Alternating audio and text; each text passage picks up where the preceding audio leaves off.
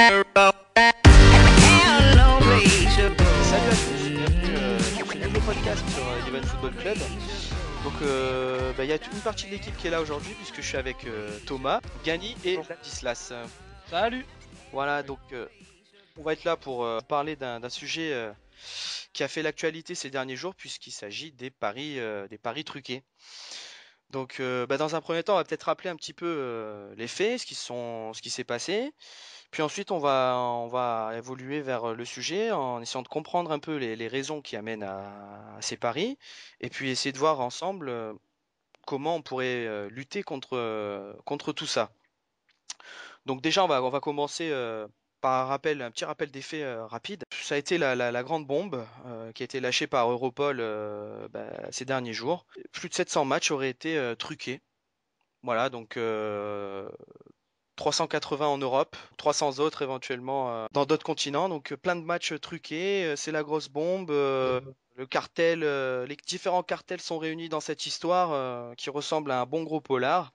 Les gars, peut-être une première réaction sur ça. Thomas, qu'est-ce que tu en penses de tout ça? Est-ce que tu as été surpris d'apprendre que les paris avaient été truqués Bah, surpris, oui et non quand même, parce qu'on entend de plus en plus parler, rien qu'avant l'Euro 2012, avec l'histoire qui s'est passée en Italie, encore une fois. Donc non, pas vraiment une surprise, c'est un sport où ça brasse beaucoup d'argent, donc forcément, certains essayent de faire encore plus d'argent dessus, par des moyens plus ou moins honnêtes, dirons-nous. Ouais, parce que là, en fait, ce qui a vraiment été mis en lumière, c'est vraiment un gros système qui commencerait, enfin, dont la grosse tête serait à Singapour, et un système donc où tous les paris illégaux seraient mis en place là-bas et facilités justement par le syndicat à Singapour. Et toutes les différentes mafias en profitent en fait pour blanchir de l'argent. Donc c'est quand même un gros système qui a été mis en lumière. Là, est-ce que tu as quelque chose à ajouter par rapport à ça? Bah moi, c'est que je suis pas, pas vraiment surpris sur les paris truqués, il y en a toujours eu. Mais moi, ce qui me choque, c'est l'envergure que ça prend. C'est, comme tu l'as dit, il y a plus de 700 matchs, 300 en Europe, surtout ça. En Europe, et en sachant que ça vient de Singapour, ça fait quand même un peu peur tout ça. On se demande quel match. Est-ce que ça touche les grands championnats? Mm. La France, l'Espagne, l'Italie. L'Italie, on sait qu'il y aurait eu quelques magouilles, mais sinon, même en Angleterre, Mm. ça fait vraiment peur tout ça. Et puis les magouilles en Italie étaient vraiment internes, on va dire. C'est souvent les mafias italiennes qui organisaient ce système. Là, en fait, on s'aperçoit que c'est un système carrément mondialisé. Et c'est vrai que je pense qu'il y a de quoi être surpris de voir que ceux qui dirigent, en fait, ceux qui coordonnent ce réseau, ce sont des gens en Asie. C'est ça qui est, je trouve, un peu surprenant quand même. Non, Gany, qu'est-ce que... Bah moi, un truc que je voulais dire, c'est que je suis pas vraiment d'accord avec ce que vous dites. D'accord, oui, bon, la corruption, elle touche partout dans le monde, elle touche surtout, je pense, les petits pays de l'Est, hein. Sans citer, mais je pense que la Serbie, la Croatie, enfin, tous les pays un peu de l'Est, c'est là où il y a le plus de... Forcément, c'est là où il y a le plus de corruption, parce que c'est simple, en fait. Pour moi, la corruption, c'est très simple. Aujourd'hui, je suis un mafioso, j'ai 20 000 euros, j'ai proposé à un Bosniaque 20 000 euros pour qu'il fracasse son équipe dans un match sans importance. Je lui promets 20 000 euros, je connais le résultat, je me joue 100 000 euros sur le match, je sais que je vais gagner. La corruption, c'est très facile, mais après, sur le truc, j'étais pas d'accord avec vous, c'est que pour moi, en Europe, ça touche pas tous les pays d'Europe. J'en suis sûr et certain que, bah, par exemple, la Ligue des Champions, d'accord, ça touche, mais ça touche que les matchs préliminaires, c'est-à-dire les Euh, tours préliminaires au niveau 4 ou 5, c'est pas les vrais matchs qui commencent Et Ligue des Champions, il y a eu que à deux toucher matchs, hein, les il y d'ailleurs. a eu deux matchs, ouais, justement, dont un joué sur sol britannique. On a appris après coup qu'il s'agissait d'un match entre Liverpool et Debrecen, club ouais, hongrois. mais un match sans enjeu quoi. Match sans enjeu, mais quand même, enfin, là, moi, justement, je suis pas tout à fait d'accord non plus. Ce que tu dis, c'est que Bah, euh, sur les matchs présumés, il y a quand même 70 matchs, 70 rencontres en Allemagne, qui est quand même l'un des gros oui, championnats l'Allemagne, actuels. d'accord, l'Allemagne, Et, mais euh, c'est pas la Bundesliga. La plupart du et, temps, oui, mais c'est la deuxième division. et là où je voulais en venir, c'est que en fait, ce qui a conduit à cette enquête dirigée par Europol, en fait, l'enquête a commencé il y a déjà plus de 18 mois. Et elle fait suite à un démantèlement en 2009 à Bochum, donc en Allemagne, d'un gang croate qui avait manipulé plus de 200 parties. Donc je pense que la menace est vraiment proche. L'Allemagne passe forte des matchs truqués, a priori, alors. Contrairement à ce que tu penses, Gagné, je pense que on en est proche. Alors le risque et peut-être la question qu'on pourrait poser et lancer, c'est est-ce que quelque part, bon c'est vrai, on est au courant, voilà, pour l'instant on peut considérer que ce sont des petites rencontres, ce sont pas forcément les grosses rencontres, mais est-ce que les gars, est-ce qu'il n'y a pas de quoi être inquiet finalement pour les autres rencontres? Parce Bah, que je pense pas. Pour les grosses rencontres, je pense pas. En fait, je me dis qu'il y a tellement d'enjeux sportifs que je me dis c'est limite pas possible de truquer. Par exemple, un quart de finale de Ligue des Champions ou un match de Première Ligue. Il y a tellement d'enjeux sportifs. Vous savez très bien, autant que moi, que un point, c'est un point aujourd'hui dans un championnat. Enfin, même 3 points, c'est le must. C'est tellement important des points que je pense pas qu'ils peuvent se permettre de truquer. Après, on peut être très inquiet, bien sûr, sur des matchs comme en Italie, c'est passé Lecce-Bari il y a quelques années. Deux équipes de Serie A. Bari qui descendait déjà en deuxième division.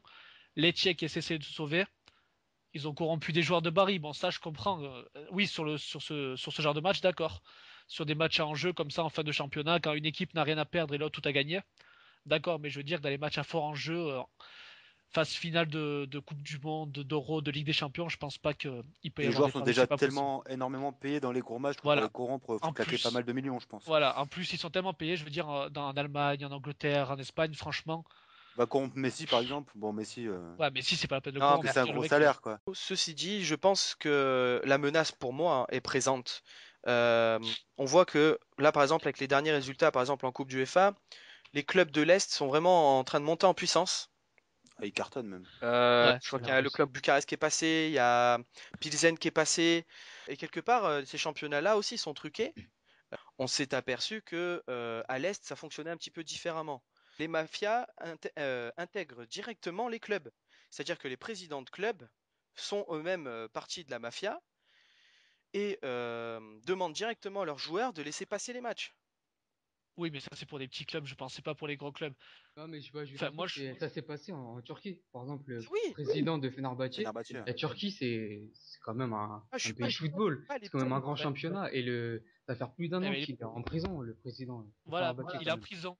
Ouais, bah Il alors, est en prison. Ouais, mais il s'est attends, passé des trucs. Il y a eu c'est un des. petit club alors, Gany, parce que là, Fenerbahçe, c'est Ah, pas un mais petit club, hein. qu'est-ce qu'un petit club alors? Parce non, non, c'est sûr, Fenerbahçe, c'est pas du tout un petit club, au contraire, mais pour vous montrer que bah, dans cet exemple, vous avez dit Fenerbahçe, le président, bah, c'est un mafioso, mais il est parti en tôle parce que c'est un grand club, on l'a vite vu.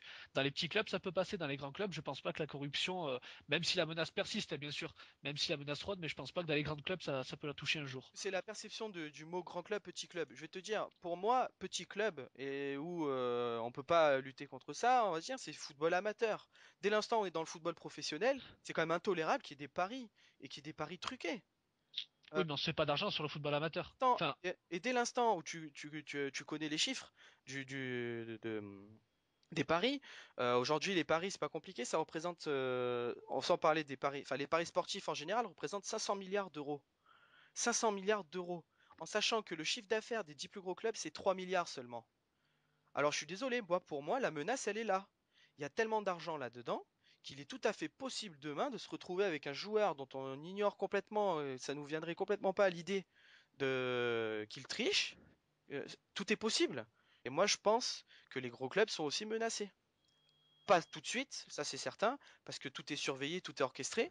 Mais à l'avenir, moi je serais quand même inquiet. Alors je sais pas, peut-être Thomas, qu'est-ce que t'en penses par rapport à ça? Moi, l'inquiétude, pour déjà corrompre les présidents, je pense déjà c'est très dur de les corrompre. Bon, à part, il y en a quelques-uns, mais déjà en vrai, c'est vrai que ça peut arriver, parce qu'on voit déjà que certains joueurs qui ont pas mal de photos, par exemple avec le chef de la mafia sicilienne, si je me trompe pas, comme Balotelli, et il y en a eu un paquet d'autres, mais je me rappelle plus les noms. Il y en a un paquet déjà qui traînent avec le chef de la mafia présumée italienne, donc ah, déjà on peut commencer à se poser des questions. ouais, l'Italie c'est des pourris là-bas, franchement. Ouais, Désolé après, pour tous c'est nos pas une question auditeurs qui sont pas Pas d'Italie, tous, mais d'Italie, pas mais tous, hein, pas tous. le Mais championnat italien, c'est le championnat majeur corruption. Enfin, tout ce qui est en 2006 déjà, on sait tous très bien ce qui s'est passé avec la Juve qui perd son titre. C'était pas des paris sportifs, d'accord, mais c'était influence, l'arbitre, le président de la Juve, comment il s'appelle déjà? Luciano Moggi qui choisit lui-même ses arbitres. Enfin, l'arbitre international italien De Sanctis qui est sanctionné. Enfin voilà, c'était l'Italie, c'est entre ce qui s'est passé en 2006 et après tout ce qui s'est passé en 2010 avec les paris sportifs qui touchent Conte, qui touchent Criscito, qui touchent même des internationales. Enfin, pour moi, l'Italie, c'est même pas un exemple. C'est un pays, je sais pas, ils sont pourris jusqu'à la moelle et ça, c'est dans leur culture, quoi. ah, tu vas fort quand même. Ouais, ouais, je Ah, pense. j'y vais Je pense fort. que Non, mais Ouais. franchement, il y a l'Italie. Bon, c'est en France, on a un préjugé, on n'a pas vraiment une bonne image d'eux. Mm. Mais quand tu regardes en Belgique, au Luxembourg, en Allemagne, il y a autant d'affaires qu'en Italie. Hein. Mais La Suisse vu que, aussi, ouais, en c'est Suisse bien aussi. tombé là. Est-ce que vous pensez, est-ce que vous pensez que la France, par exemple, est menacée? Donc on a entendu des Un match de Coupe de histoires. France et Bah, puis contre dernièrement, on a entendu. l'Italie. Voilà, il y a eu Ouais. le tour Grenoble aussi, qui avait été où Ah, je pense des pas. suspects avaient été révélés, enfin des sommes Non, suspectes avaient été relevées par l'Argel, donc qui est l'autorité qui surveille un peu les paris. voilà, c'est pour ça. Je pense que juste pour ces raisons, juste pour les paris sportifs, peut-être après que c'est influencé, mais je pense pas que les gens ils vont s'amuser à parier sur des sites hébergés en France, quoi, sur des BetClick ou quoi. Ça marchera jamais. Après, s'ils parient sur un match en France à Singapour, je sais pas comment ça se passe. Oui, peut-être, mais peut-être pas en Division 1 parce que les mecs sont assez payés pour ça. Mais en Ligue 2 nationale, ouais, il y a peut-être de quoi de se poser des questions, oui. Bah, tu sais, ils sont assez payés. Quand on voit le prix d'un match, en gros, le budget pour truquer un match, c'est 1 million, grosso modo. Donc, entre arbitres, joueurs, il peut y avoir entre 20 et 30 personnes qui sont impliquées là-dedans, de près ou de loin. Euh, tu- on peut très bien imaginer qu'un joueur, sur un match, se fasse un mois de salaire, hein.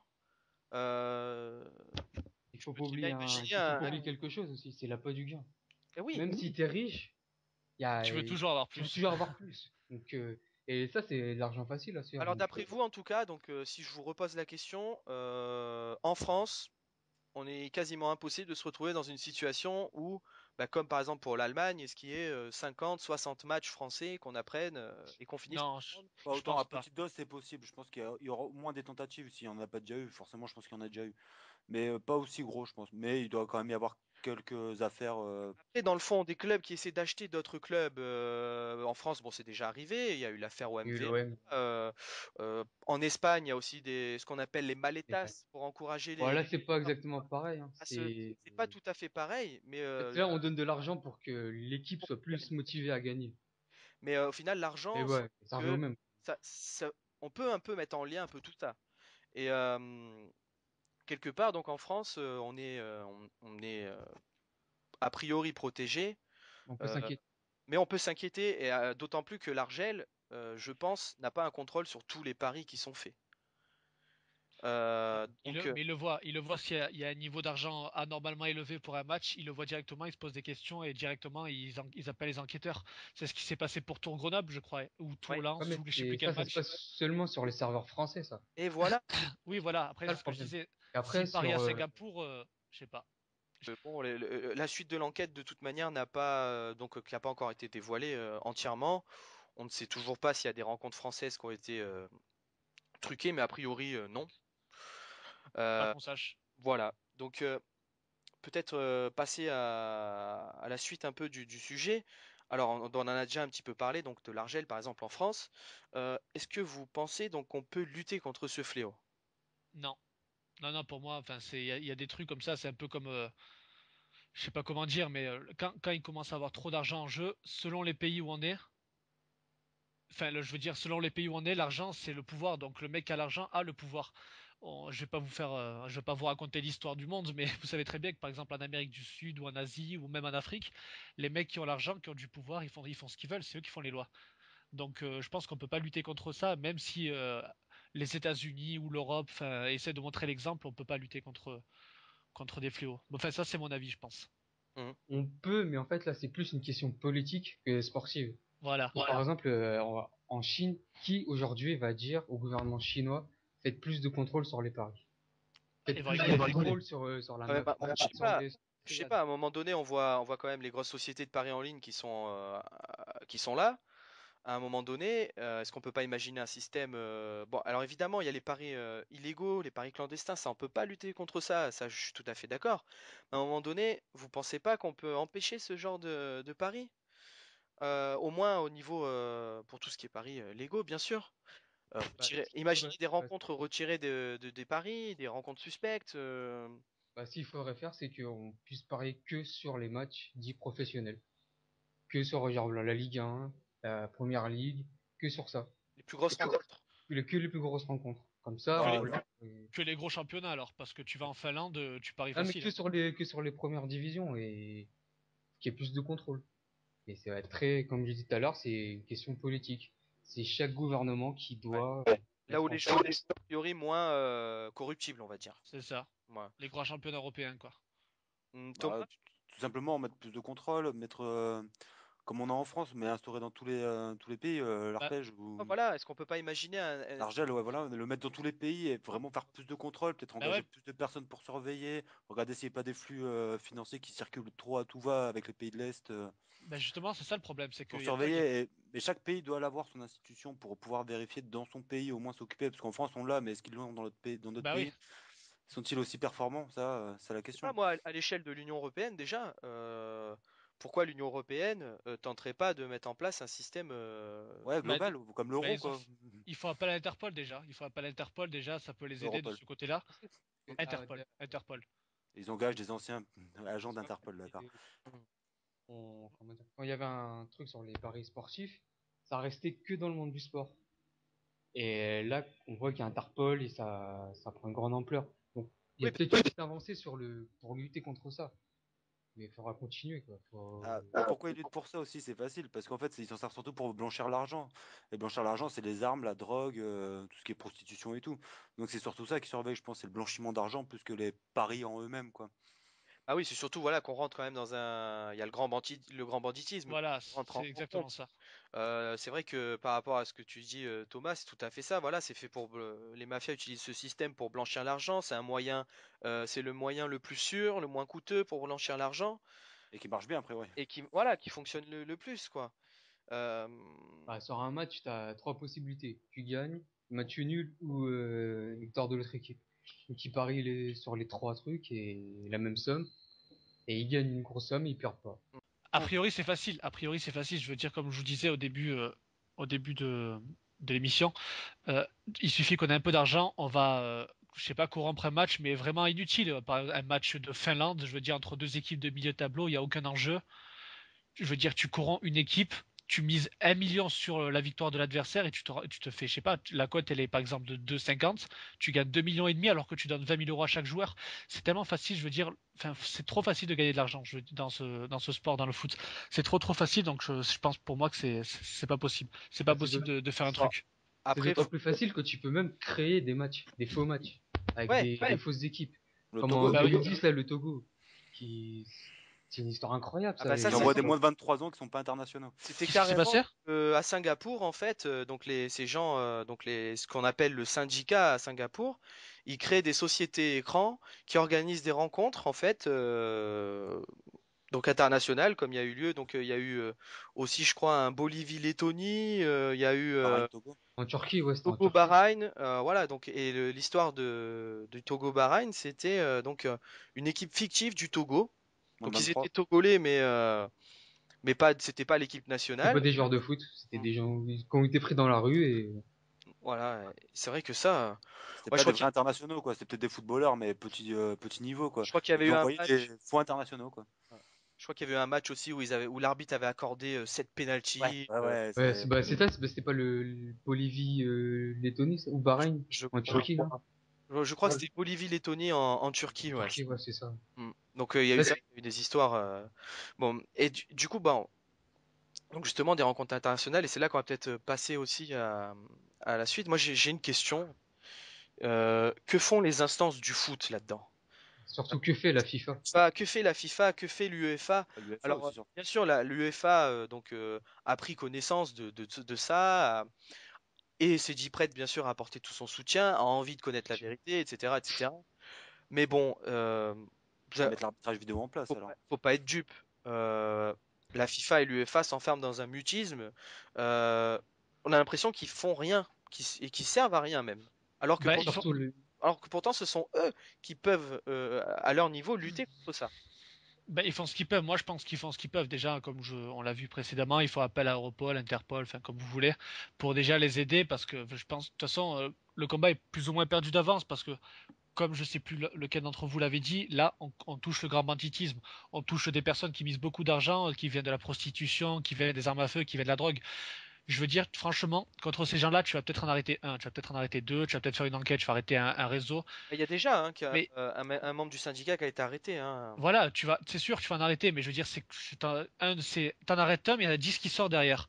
c'est un combat, c'est sans fin, c'est de l'argent facile, et vous savez très bien que l'argent facile dans les pays pauvres, je veux dire, il suffit que tu fasses un peu rêver n'importe lequel Je le tu vois fasses rêver n'importe lequel, et pour moi, c'est un combat limite perdu d'avance, quoi. Ils peuvent Bah, faire ce qu'ils veulent, ils peuvent, Moi, je le vois pas tout à fait comme il- ça. Si je peux te permettre par rapport au rôle de l'UEFA et de la FIFA. Bah, tu mets l'arbitrage vidéo Regarde, déjà, moins de tricherie, hein, ça c'est clair net. vraiment, Ouais, mais sur l'arbitrage, et aussi, il faudrait qu'il y ait un vrai statut de l'arbitre. ouais, mais Que l'UEFA et la FIFA le non, professionnalisent, l'arbitre. Il y aura juste, peut-être moins de chances de corrompre un arbitre, ouais, je bon. pense. juste, non, vraiment, non, mais je vais revenir dessus. Euh, Toi, tu gagnais, tu disais donc que l'UEFA et la FIFA ne pouvaient pas lutter contre ça et Ouais, c'est un que trop grand fléau, c'est un trop devant grand l'aide fléau. d'Interpol, tout ça, moi, j'ai plutôt l'impression que la FIFA et l'UEFA sont, je vais pas, alors c'est peut-être un peu fort, ils sont quand même de près ou de loin impliqués là-dedans, si vous voulez mon avis. Et le fait justement que ce soit des affaires de grand banditisme, et le fait qu'Europol, Interpol s'impliquent là-dedans, met un petit peu l'UEFA et la FIFA dans l'embarras. Moi, je peux pas m'empêcher de penser, surtout avec les affaires qui arrivent par rapport au Qatargate, par rapport à tout ça, qu'il n'y ait pas des membres corrompus là-dedans, qui soient au courant de ces pratiques. À un Mais moment, bien sûr qu'il y en a. Ah, Bien la sûr qu'il y FIFA, en a. c'est Il y en a obligé qui à se la sont fait, FIFA. un il y moment, en a qui se sont fait exclure. Il y a beaucoup de personnes qui se sont fait exclure pour ça. et, Des arbitres, des membres de la FIFA. et d'Interpol viennent un peu lancer un pavé dans la mare et embêter ces gens, les mettre dans l'embarras. À cause de ça, bah, tout le monde voit que la FIFA et l'UEFA peut-être ne régulent pas si bien que ça en fait bah, le côté financier du football, enfin tout ce qui est paris et tout. Il faudrait peut-être qu'ils s'échangent plus avec, bah, avec tout ce qui est site de paris pour pouvoir réguler, faire une institution qui relierait les deux en fait pour que chacun soit informé l'un et l'autre des activités bah, de l'un et l'autre forcément. Ouais, mais c'est plus compliqué. Je pense que c'est tellement compliqué. C'est tellement plus compliqué que, enfin, je sais pas. Là, c'est un sujet, c'est pas évident parce que on touche tellement un gros point en fait, que je pense que même si tu mets tous les moyens possibles et imaginaux, il y aura toujours un endroit sur Terre qui fera que Et ils imaginons, rebondiront. T'imagines, je pense pour qu'il y ait plus de corruption, c'est simple, il faut que ben, Singapour y mette des instances comme il se passe en France. Il faudrait que dans les Balkans ils mettent des instances comme il se passe en France, qui régulent tous les marchés, qu'il y ait plus de sites clandestins. Est-ce que tu crois qu'un jour ça peut arriver improbable. sans déconner? Improbable, t'es d'accord avec moi? Après, il faut pas être dupe. Les paris, de toute manière, ont toujours existé. Les pratiques des paris, donc bah, nous en France, finalement, on découvre ça On depuis est assez simple ouais, nous pas si là-dessus, hein. longtemps que ça, finalement, sur les paris. Même ça fait pas si longtemps que ça qu'on peut parier à parier en cours de match, par exemple. Parier sur les buteurs. Moi, je me rappelle qu'au début des paris, c'était pas, il y avait pas ça, hein. C'était 1-0-2. Voilà. Mais les paris ont toujours existé. Dans la boxe, les rencontres truquées, il y en a eu des tas. Dans le sport, c'est pas évidemment le foot est concerné, mais c'est pas le seul sport. Tous les sports sont concernés de près ou de loin. Lorsqu'on touche au haut niveau, forcément, il y a toujours des gens puisqu'il y a de l'argent à se faire, qui sont impliqués là-dedans. Ça va être difficile de tout nettoyer, quoi. Faut mettre un grand coup de balai. Et le Non, ça problème va avec le être. FIFA, c'est ils sont pas crédibles. Ils sont Hein, tellement corrompus. Le pire, c'est qu'ils ont mis un système pour qu'on puisse dénoncer. ouais, c'est Pour moi, c'est vraiment pas crédible. Ils Bah, devraient plus eux faire leur travail que. les gars, sans déconner, vous travaillez à la FIFA, vous touchez, allez, on va toucher dans le meilleur des cas, vous touchez 3000, 4000 euros, c'est beau, c'est déjà pas mal. Vous travaillez à la FIFA, demain, il y a un mec qui vous dit, bon, je te file 50 000 euros, sérieusement, tu fais quoi? Après, ils se posent la question de ton intégrité, quoi. Est-ce que t'es capable de te corrompre? Peut-être voir si t'es un vendu ou pas. C'est vrai, Voilà, c'est ça. faut pas Après, faire mais le monde, hein. 50 c'est 000 euros, ça. 50 000 euros, personne crache dessus, Bah, non, temps normal. c'est ça, c'est l'histoire aussi. Bah, c'est ça, cette histoire. Les mecs, ils doivent aborder plusieurs personnes. Après, si t'es un vendu, t'es un vendu. Si t'es pas un vendu, bah, tant mieux. Là, moi, dans ce podcast, je pense qu'on est obligé de parler quand même de Simone Farina, l'italien. Parce que tout à l'heure, c'est vrai que j'étais super méchant avec les Italiens, je m'en excuse, mais il y en a des bons, bien sûr, dont lui, qui a annoncé à la police qu'on lui a fait une offre de 20 000 euros pour qu'il fasse perdre son équipe, tout simplement. Il a balancé à la police. Du coup, grâce à ça, on a pu mener des enquêtes, on a pu arrêter des personnes. Donc voilà, c'est beau ce qu'il a fait. Le mec, il est ambassadeur FIFA aujourd'hui. Il travaille pour Aston Villa dans un projet, je crois, je sais plus comment ça s'appelle, un projet, je sais pas si Joe, tu le sais toi peut-être, un non. projet Aston Villa. Non, il est rentré dans Enfin voilà, l'équipe technique. le mec, le mec c'est un héros quoi. Le mec c'est un héros. Et pas en Mais bon, Italie. pour une personne comme lui, combien qui ferme leur bouche quoi. À t'écouter, j'ai l'impression qu'on part du principe que de toute manière, quasiment tout le monde est vendu, que de toute manière, donc il n'y a plus qu'à accepter Un peu trop généralisé. la chose, et que du coup, à la FIFA a raison d'accepter, puisque finalement tout le monde croque là-dedans, et que il est pas anormal que la FIFA croque aussi. Non, mais Euh, je ne suis peut-être pas exprimé si tu as compris ça. Moi, ce que je veux dire, en fait, c'est que dans les championnats mineurs, tu peux forcément racheter tout le monde parce que là-bas, enfin voilà, les gars, ils s'attaquent, ils sont pas cons, ils s'attaquent à des personnes qui n'ont pas des gros salaires. Tu vois, des championnats d'Europe du Nord ou des championnats de l'Est, ils ont pas des gros salaires. Je veux dire, tu mets un peu d'argent, le mec il sera heureux quoi. Il sera très heureux. Ces championnats-là, c'est les plus corruptibles. Après, je pense dès qu'on s'attaque aux gros championnats, aux 5 majeurs, on va dire entre la France, l'Espagne, tout ça, Sauf c'est que beaucoup, l'Italie, où c'est beaucoup, beaucoup culturel. plus difficile. Après, oui, bien sûr, c'est un lien culturel. On sait très bien que la mafia, la Sicile, Bah, la c'est clair. mafia balkan, tout ça, c'est ancré dans les mœurs, pas comme en France ou en Angleterre où la mafia est beaucoup plus difficile. C'est vrai que quand on regarde de près, donc l'Allemagne, pardon, la France, l'Espagne sont plus ou moins pas forcément impliqués là-dedans. Et lorsqu'on regarde l'Allemagne et l'Italie, où donc les mafias sont quand même bien installées, donc en Italie, donc toutes les mafias italiennes, et donc dont la Camorra par exemple, les Siciliens, etc. Et en Allemagne, donc les Croates, les Albanais, c'est là que finalement on s'aperçoit qu'il y a beaucoup de rencontres. C'est là où il y a le plus de rencontres ont été plus ou moins trafiquées. Exact, exactement, Donc quelque part, oui, c'est aussi lié directement avec l'implantation de la mafia. Et, exactement. et ça aide aussi que c'est des matchs que plus ou moins tout le monde s'en fout à part les résidents du pays, quoi. Voilà. Donc c'est pour ça que je pense que les 5 championnats majeurs, bah, par l'Italie, hormis l'Italie, je veux dire, hormis on va dire les grosses équipes italiennes maintenant, parce que peut-être avant, mais maintenant aujourd'hui, un peu moins, hormis les grosses équipes italiennes et les 4 autres championnats majeurs, pour des matchs de Ligue des Champions d'enjeu, je pense que tu peux pas corrompre ce genre de match parce que de toute façon, ça coûte trop cher, d'une part, et d'autre part parce que l'enjeu sportif prime sur l'enjeu financier, quoi. Bah écoute, Gany, j'espère que tu as raison. Bah, J'espère j'espère aussi. que ça n'arrivera pas. Et, là, je pense on a plus ou moins du sujet, hein. Peut-être on va faire un dernier tour. Si quelqu'un a un dernier mot à dire, on va commencer par Thomas. Si tu as peut-être quelque chose à ajouter, à dire. Bah, tout a été dit. Nous verrons comment poursuit l'enquête, parce qu'au final, on en a beaucoup parlé, mais on n'a pas eu énormément de détails sur les matchs qui ont été trafiqués et tout. Donc on verra bien ce que ça donne et voir l'ampleur des dégâts peut-être en ayant plus de détails sur les matchs truqués qui sont passés. Ladislas, Pareil que Thomas, tout a été dit, on verra bien dans l'avenir. ok, bon, Gagné, peut-être toi le dernier mot de la fin pour gagner. Non, moi je souhaite juste bonne chance aux instances qui veulent combattre ce fléau et aux personnes de l'ombre qui travaillent difficilement pour faire en sorte que le football reste un sport noble et apprécié par eux et populaire, quoi. Mm. Voilà.